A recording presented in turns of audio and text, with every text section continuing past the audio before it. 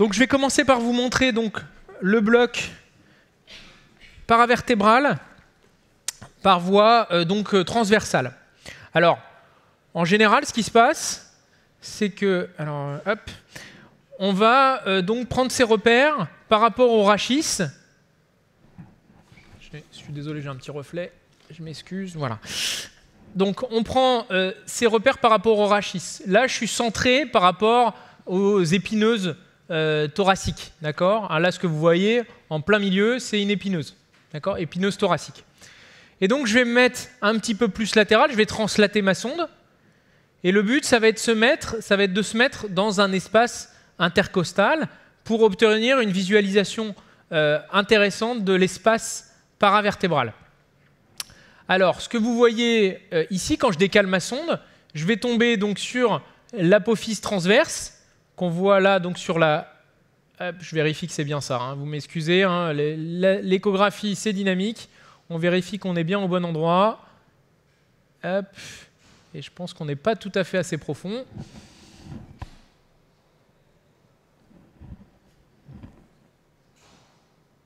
Voilà, je rajoute un tout petit peu de profondeur. Du coup, on se règle aussi la focale. Là, il n'y en a pas sur dans ce mode-là.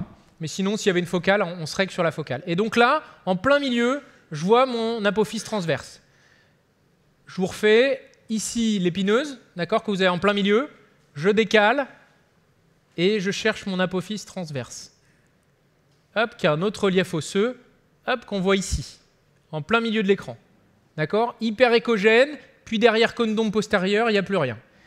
Si je décale un peu ma sonde, vous voyez qu'on voit la plèvre hein, bouger là sur le côté à gauche. On est en externe à gauche, en médian vers la droite. Et donc, si je bouge un petit peu ma sonde, je vais me retrouver sur la côte. D'accord? Ici, ça c'est une côte. Vous voyez, condom postérieur. Alors, je ne la coupe pas tout à fait dans son grand axe. Voilà, ça y est. Là, on coupe complètement une côte. Derrière, il n'y a plus rien. Il n'y a plus d'informations. On est sur l'os. Donc, moi, ce qui m'intéresse dans le bloc paravertébral, c'est donc de repérer l'apophyse transverse. Hop, alors on va se mettre ici, voilà, apophyse transverse. Et là, on commence à être très très bien. Apophyse transverse, je vais essayer de vous faire un petit freeze. Non, c'est pas bien. Excusez-moi, hop, voilà. Ouais, je veux bien que tu fasses un petit freeze quand je serai bien. Voilà, là c'est parfait. Très bien. Donc, ce qu'on voit ici, donc vous avez vu ma sonde, elle est orientée, donc le rachis est là, d'accord? La sonde, elle est orientée un tout petit peu avec une petite inclinaison pour suivre le sens des côtes. Hein, les côtes, elles ne sont pas droites comme ça, hein, elles sont comme ça. Donc on va suivre le sens des côtes pour être bien entre deux espaces vertébraux. Et donc, quand on fait ce petit geste, on obtient les repères habituels du bloc paravertébral. On a ici notre apophyse transverse en médial, la plèvre en avant, d'accord, hein, la plèvre ici qu'on voit glisser. Et vous voyez qu'il y a une structure ici, hyper échogène, qui s'appelle le ligament costo-transverse supérieur. Et c'est ça notre espace paravertébral. Il est délimité par l'apophyse transverse, en arrière par le ligament costo-transverse, et en avant par la plèvre. D'accord ? Donc quand on va faire une approche à un abord transversal, on va venir avec une aiguille. Alors en général, 5 cm ça suffit, parfois on a besoin de plus, mais souvent 5 cm ça suffit. On va avoir un abord in plane. Hop, on va se retrouver comme ça. Un abord in plane avec son aiguille de la partie latérale vers la partie médiale. OK ? L'aiguille, elle va progresser à partir de la partie latérale. On va s'enfoncer progressivement. Et le but, ça va être de passer ce ligament costo-transverse et d'atteindre cet espace triangulaire, qui est notre espace paravertébral. On va avoir un petit ressaut, on va positionner son aiguille, petit test d'aspiration, et on va injecter tranquillement. Ce qui va nous renseigner sur la bonne position de notre aiguille et de la bonne diffusion de notre anesthésique locale, ça va être le mouvement antérieur de la plèvre. La plèvre, elle va descendre vers le bas. Hein, au moment où on va injecter, la plèvre, elle part un petit peu vers l'avant. Ce n'est pas un mouvement franc, d'accord ? Souvent, elle part et puis elle revient. Elle part, elle revient. Mais l'essentiel, c'est que vous ayez ce petit mouvement de plèvre. Ça veut vraiment dire que vous êtes vraiment au bon endroit. Vous avez passé le ligament costo-transverse et vous êtes dans l'espace paravertébral. Alors, qu'est-ce qu'on va anesthésier quand on fait ça? Ben, on va anesthésier une racine complète, d'accord? La branche antérieure, la branche postérieure, des racines spinales. Comme je disais lors du petit atelier sur les PEX blocs, attention, il y a plein de choses que vous n'endormez pas sur le thorax en faisant ça. C'est pas parce que vous avez fait un bloc paravertébral, vous êtes très content, vous dites « Ah, c'est génial, là maintenant j'ai endormi un hémithorax ». C'est une hémie péridurale. Très bien, c'est une hémie péridurale, mais il y a plein de choses sur le thorax qui ne dépendent pas de ces nerfs spinaux. Il y a notamment des choses qui viennent du plexus brachial. Hein. Tous les muscles que vous avez sur le thorax dépendent du plexus brachial. Le serratus, le pectoral, en arrière sur l'omoplate, c'est pareil. Tout ça, ça dépend du plexus brachial. D'accord? Donc quand le chirurgien, si vous dites bah, c'est bon, avec une péridurale, avec un bloc paravertébral, j'ai tout fait. Non, quand le chirurgien il va insérer son trocar ou faire son incision, il va couper la peau. Là, je suis d'accord, pas de problème, ça va être anesthésié. Par contre, quand il va aller un petit peu plus profond, ah oui, ah, merci. Ouais. Quand il va aller un petit peu plus profond sur les muscles, le myotome, là, on n'est pas bon. D'accord? C'est pas suffisant. Autre chose extrêmement importante. Là, je vous ai montré comment on repérait globalement un espace paravertébral. D'accord? Là, on en voit un autre avec donc l'apophyse transverse. On voit extrêmement bien le ligament costotransverse chez ce patient. Hein, c'est vraiment super bien. Là, vraiment, on est hyper bien. On voit la plèvre. Hein, je suis descendu un tout petit peu. Chose extrêmement importante. Ok, très bien, mais quand même, il faut contrôler votre niveau. Vous n'allez pas faire oh, bah, j'ai l'impression que c'est là, c'est de la chirurgie mammaire. Bon, allez, je me mets là. Non, non, non. On va essayer de compter les espaces. Et ça, c'est extrêmement important. Pour compter les espaces, comment ça va se passer? Vous partez de tout en haut et vous cherchez la première côte. Vous voyez là au fond, il y a un relief osseux. Hop, ici. D'accord? Ça, c'est la première côte. D'accord? Ça ne peut pas être autre chose. Vous êtes sur le trapèze. Il n'y a pas d'autre chose que la première côte. Vous mettez sur le haut du trapèze, première côte. Je descends le long du thorax. On s'en fout, on est en paramédian, on n'en a rien à faire pour l'instant. C'est juste pour compter les espaces. Deuxième côte. On a la plèvre, hein, toujours qui coulisse en dessous. On va continuer. Troisième côte. Quatrième côte. D'accord? Et en fonction de ça, vous choisissez votre espace. Là, je me suis mis T4, T5. À ce moment-là, je vais tourner ma sonde. Hop, on va tourner la sonde et on va chercher notre espace. Pardon, j'ai tourné dans le mauvais sens, excusez-moi. Voilà. Hop, ça y est, on va chercher notre espace paravertébral. Voilà, on y est. OK? Vous voyez là, toujours les mêmes repères. Apophyse transverse sur le côté. Apophyse transverse ici. La plèvre en dessous en antérieur qui délimite la limite antérieure de votre bloc paravertébral et le ligament costotransverse ici. Hein. Alors, ce qui peut aider, c'est éventuellement ce petit mouvement de rotation. Hein, d'accord? Si vous êtes complètement perpendiculaire, bon là, ça se passerait pas si mal que ça. Hein, on a une belle visualisation, mais des fois, c'est pas si beau que ça. Hop, une petite rotation. Hein, ce mouvement-là, clac, clac, on descend le bord latéral de la sonde vers le bas pour suivre les espaces intercostaux. Parce qu'il faut bien vous rendre compte que pour avoir ce type d'image, hop, je vais vous remettre bien et on va le stopper. Ouais. Pour avoir, bon là c'est un petit peu moins bien que tout à l'heure, mais pour avoir ce type d'image, en fait, vous êtes un petit peu décalé dans l'espace intercostal. Vous ne suivez pas complètement l'espace intercostal, puisque le ligament costotransverse, il s'étend de l'apophyse transverse supérieure vers la côte inférieure. En fait, il est empilé comme ça. D'accord? Quand vous regardez votre rachis, ça fait comme des tuiles, comme ça, comme ça, comme ça, comme ça. D'accord? Il est orienté comme ça vers l'arrière. Avec mon appareil d'échographie, si je veux avoir un bout de transverse, ça s'insère dessus. Donc il faut que je sois sur la transverse, mais il faut que j'angule un petit peu. Sinon, je ne verrai rien. Je vais être sur la côte. La côte, elle démarre immédiatement en avant, devant l'apophyse transverse. D'accord? Donc si je me mets vraiment dans l'axe de l'espace intercostal, je risque de bien moins bien voir on voit beaucoup moins bien le ligament costotransverse. D'accord? Là, on le perd. Là, je suis vraiment en intercostal. Là. Vous voyez, on ne voit pas. Mais c'est normal.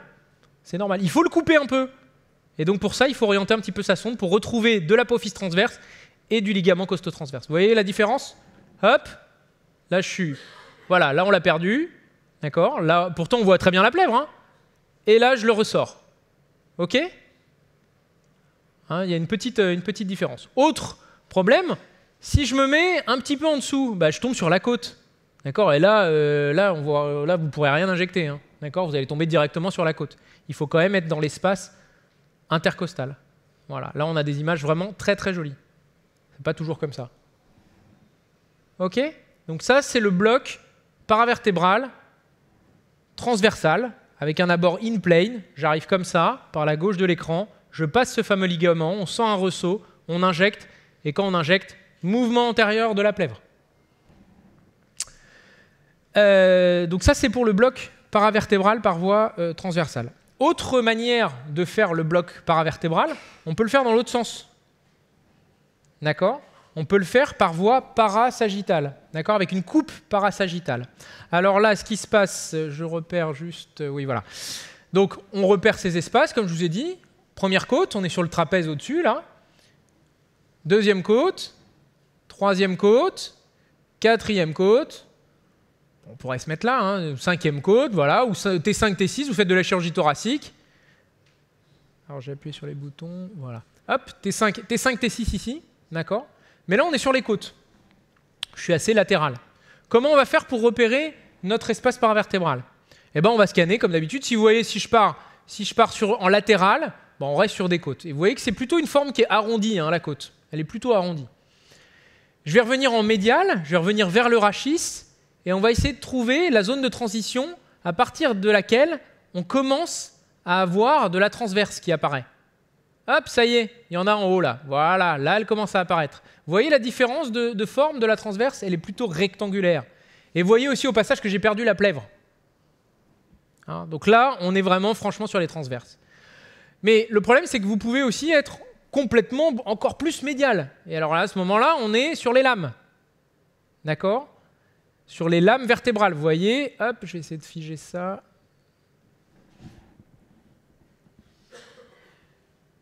Hop. Voilà. Vous voyez ces reliefs ici, hein, clac, clac, en toit d'usine. Hein, là, on est sur les lames vertébrales. Donc ça veut dire que je suis trop médial. Il faut bien avoir une idée de comment est représentée une vertèbre, hein, en 3 dimensions pour savoir où est-ce que vous êtes en scannant. C'est vraiment extrêmement important. C'est pour ça que l'écho du rachis, en fait, elle est quand même relativement importante. Il y a peu de gens qui en font, mais vraiment, quand on sait se repérer sur une vertèbre, c'est quand même franchement bénéfique, en tout cas pour ce bloc. Donc, on se remet un peu en position. Là, je suis sur les côtes, c'est arrondi. D'accord? Ensuite, hop, j'arrive sur les transverses. Hein, j'arrive sur les transverses. Mais je ne vois pas encore de ligament costotransverse. Comment je vais faire? Je vais incliner un petit peu ma sonde pour essayer de faire sortir, je vais faire un petit peu d'anisotropie, pour essayer de sortir ce fameux ligament costotransverse. Qu'est-ce que j'ai fait? J'ai fait ce mouvement-là. Rachis, comme ça. J'ai orienté un tout petit peu ma sonde en rotation. Le bord latéral de la sonde, je l'ai mis un peu vers l'extérieur. Et en le mettant vers l'extérieur, eh ben, je vais être vraiment dans l'axe du ligament costotransverse. Alors, je vais essayer de bien vous le sortir, mais là, on le voit quand même déjà très très bien. Hein, vous le voyez là? Hop. Voilà. Dans cette coupe parasagittale, on a ici, hop. Ici, on se dit, oh, bah, c'est quoi? C'est de la transverse. Non, ce n'est pas seulement de la transverse. C'est de la transverse avec devant la côte. La côte, elle va jusqu'au corps vertébral. D'accord? Donc ici, il y a de la côte aussi. Hein. Sauf qu'on ne la voit pas, elle est un peu masquée. On a parfois des images sur ce type d'image, des images que moi j'appelle en bonhomme de neige. Vous avez la transverse au-dessus, la côte en dessous. Pareil ici, on a un espèce de double contour. On a ici la transverse, et on a l'impression qu'il y a un deuxième relief là, hein, qui part en dessous. Là. D'accord? Ça, c'est la côte. Et on est bien content avec ça, puisque je vous ai dit, le ligament costotransverse, il s'insère sur la transverse supérieure vers la côte inférieure. Et donc, on est bien content d'avoir les deux, parce que sinon, on ne va pas avoir le ligament costotransverse. C'est assez logique. Donc, quand on a cette image, on est parfait. On a nos reliefs, la superposition transverse-côte. On a la plèvre, comme je vous l'ai dit, c'est la limite antérieure de l'espace paravertébral. En postérieur, on a notre ligament costotransverse. Hein, vous voyez, il est orienté, comme je vous l'ai dit, hein, comme ça. Chez ce modèle, ce serait comme ça. D'accord? En toit d'usine, orienté vers le haut. Et dans cet abord, en parasagittal, je vous conseille de venir plutôt out of plane, parce que là, en in plane, en fait, l'angulation de votre aiguille, elle va être très abrupte. Ça va être très difficile de voir votre aiguille. Vous avez une angulation où l'aiguille, elle ne renvoie pas beaucoup d'informations vers la sonde. Donc vous ne la verrez pas bien. Vous verrez des tissus bouger. Alors tant qu'à faire, peut-être être out of plane, c'est aussi bien. Vous venez au milieu de la sonde. Vous êtes comme ça, un petit peu orienté comme ça. Vous venez hop, au milieu de la sonde, comme ceci. Partez pas trop loin, ça sert à rien. 1,5 cm avec une bonne angulation. Vous êtes quasiment à, je sais pas, il y a 20 degrés de différence entre votre sonde et l'aiguille. On insère progressivement. On va voir les tissus bouger ici. On essaye, dans la mesure du possible, de repérer le biseau de son aiguille. C'est tout à fait faisable en out of plane. On peut très bien voir le biseau de son aiguille, si on a l'habitude. Pour voir le biseau de son aiguille, si vous ne le voyez pas, vous faites des petits mouvements d'angulation, d'anisotropie comme ça, pour essayer de couper le biseau de votre aiguille. Vous ne changez pas de place. Vous allez retrouver votre image comme ça. Mais vous n'êtes peut-être pas encore arrivé dans le plan ultrasonore. Alors vous allez anguler vers votre aiguille. Ah, je l'ai retrouvé. Bon, on avance. Je progresse, on avance. Je progresse, on avance. D'accord? Progressivement, on angule pour suivre le biseau de son aiguille. On fait, si besoin, de l'hydrolocalisation. Si vous ne savez pas où vous êtes, vous ne voyez pas bien, n'hésitez pas, vous injectez un petit volume, il n'y a pas de risque. Vous allez voir des flaques apparaître. Vous savez à peu près où vous êtes. D'accord? Vous allez sentir parfois un petit ressaut au passage du ligament costotransverse et on va viser cet espace-là. D'accord? Sous le ligament costotransverse, mais en arrière de la plèvre. Évidemment, on ne veut pas aller dans la plèvre. D'accord? Quand on va injecter ici, pareil, ce qu'on cherche à avoir pour une bonne injection, c'est le mouvement antérieur de la plèvre, la plèvre qui descend vers le bas.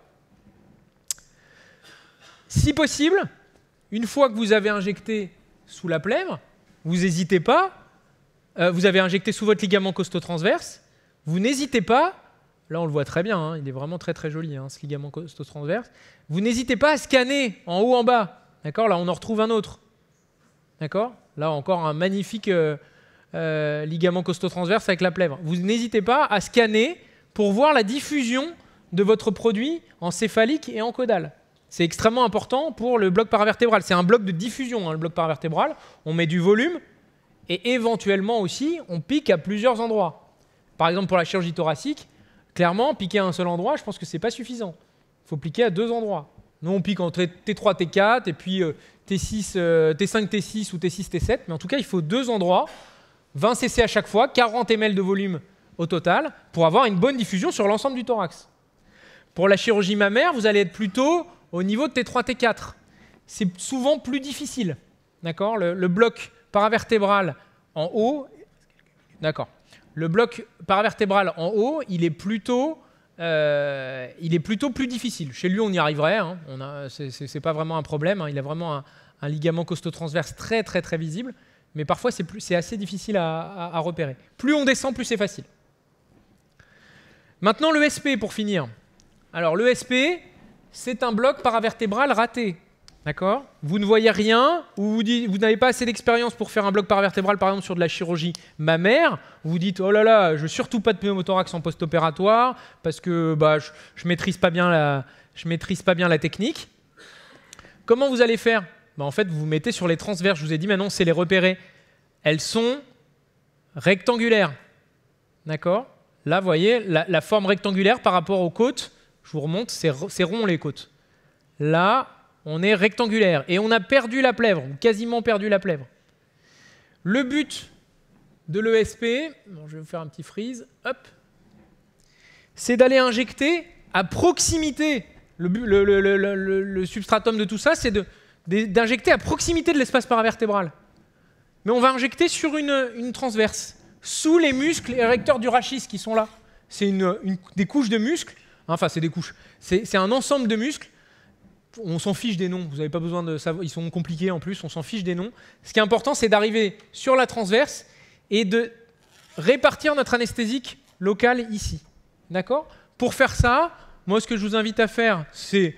Là, vous pouvez le faire in plane ou out of plane, comme vous voulez. In plane, comme ceci, hein, en arrivant par la droite de l'écran. Là, on est moins... Vous pouvez décaler votre transverse sur le côté de l'écran, c'est pas un problème. Donc, du coup, l'angulation, elle va être plus favorable à la vision de l'aiguille en in plane. Ce que vous n'avez pas forcément, c'est plus difficile sur le paravertébral.